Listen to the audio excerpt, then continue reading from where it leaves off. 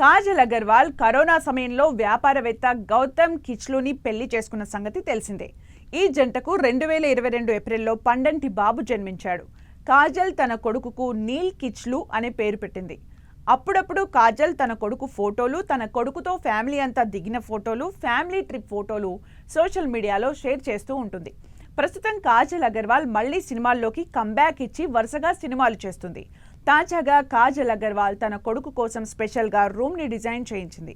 కాజల్ తన కొడుకు రూమ్లో చేయించిన స్పెషల్ డిజైన్స్తో ఫోటోలు దిగి వాటిని సోషల్ మీడియాలో షేర్ చేసి అలా అందంగా తయారు చేసిన వారికి ధన్యవాదాలు తెలుపుతూ పోస్టులు చేసింది.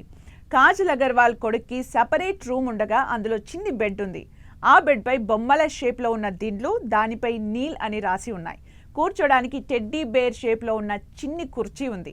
అలాగే రూమ్లోని గోడలన్నింటినీ జంతువుల బొమ్మలతో అందంగా డిజైన్ చేయించింది.